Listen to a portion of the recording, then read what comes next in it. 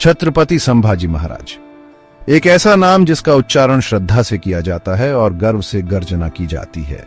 मराठा साम्राज्य के दूसरे छत्रपति महान शिवाजी महाराज के पुत्र। संभाजी का जन्म एक ऐसे युद्धग्रस्त दुनिया में हुआ था। विजय की भूख से व्याकुल शक्तिशाली मुगल साम्राज्य ने पूरे भारत पर अपना साया डाल दिया था, लेकिन महाराष्ट्र के हृदय में एक नई आशा का उदय हुआ था। शिवाजी के नेतृत्व में मराठों ने स्वतंत्रता का सपना देखने का साहस किया।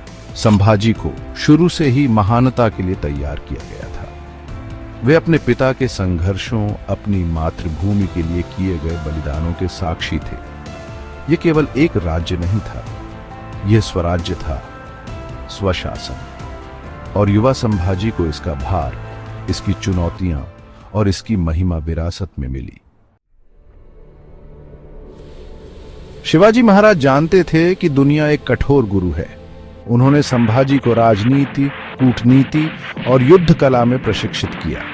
अपने पिता के मार्गदर्शन में संभाजी का विकास हुआ। उन्होंने कई भाषाओं में महारत हासिल की, हिंदी, संस्कृत, फारसी। उन्होंने रणनीति, दर्शन और युद्ध कला पर ग्रंथों का अध्ययन किया। लेकिन सबसे महत्वपूर्ण बात, शिवाजी ने उनमें स्वराज्य की भावना पैदा की। वे सिर्फ एक राजकुमार नहीं थे, वे एक योद्धा थे। तलवारबाजी में निपुण, घुड़सवार सेना की रणनीति में माहिर संभाजी अनुभवी योद्धाओं के साथ लड़े। उन्होंने अपनी पहली जीत कम उम्र में ही हासिल की। किशोरावस्था में ही अभियानों का नेतृत्व किया।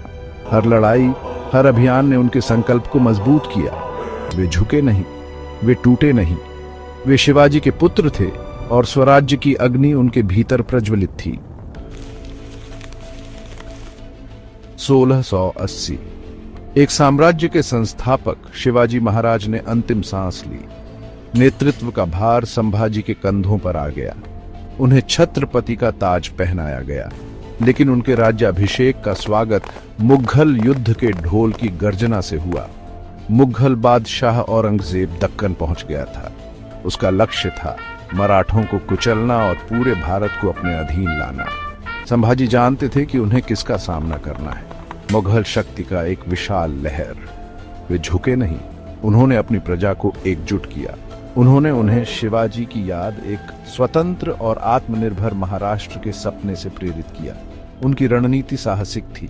छापामार युद्ध, बिजली की तरह तेज हमले, मुगल आपूर्ति लाइनों के केंद्र पर हमला, फिर ऊबड़ खाबड़ इलाकों में गायब हो जाना। भाग 4, विश्वासघात का कड़वा डंक। 8 लंबे वर्षों तक संभाजी ने औरंगजेब का विरोध किया, लेकिन विश्वासघात परछाई में छिपा था। कुछ मराठा सरदार मुगल सोने और सत्ता के वादों से लालच में आकर पाला बदल गए। किले सरेंडर कर दिए गए, राज लीक हो गए। यहां तक कि संभाजी के अपने जीजा गणोजी शिर्के ने भी उनके खिलाफ साजिश रची। विश्वासघात गहरा था, लेकिन संभाजी लड़ते रहे। वे जानते थे कि भीतर का दुश्मन उतना ही खतरनाक है जितना कि द्वार पर खड़ा। वे घायल शेर की तरह लड़े, लेकिन विश्वासघात का असर हुआ। उनकी सेना, जो कभी अपनी भूमि पर अजेय लगती थी, लड़खड़ाने लगी। भाग 5, शेर का आखिरी युद्ध। 1699 जाल बिछाया गया था। गणोजी शिर्के द्वारा विश्वासघात किए जाने पर संभाजी को मुगल सेना ने संगमेश्वर में पकड़ लिया। उन्हें जंजीरों में जकड़कर औरंगजेब के सामने लाया गया। फिर भी हार में भी संभाजी का हौसला नहीं टूटा। संभाजी के हौसले को तोड़ने की कोशिश में औरंगजेब ने उन्हें एक विकल्प दिया, इस्लाम कबूल करो, मुगल साम्राज्य के प्रति निष्ठा की शपथ लो और एक जागीरदार राजा के रूप में रहो।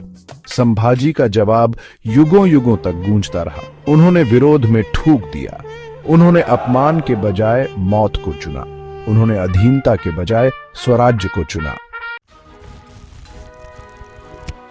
भाग 6, अदम्य की विरासत। 11 मार्च 1699 को मुगलों द्वारा संभाजी महाराज को क्रूरतापूर्वक मार डाला गया। उनकी मृत्यु मुगल क्रूरता का एक प्रतीक, मराठों में क्रोध की आग भड़का गई। वे गिर गए थे, लेकिन उनका बलिदान एक प्रकाश स्तंभ बन गया।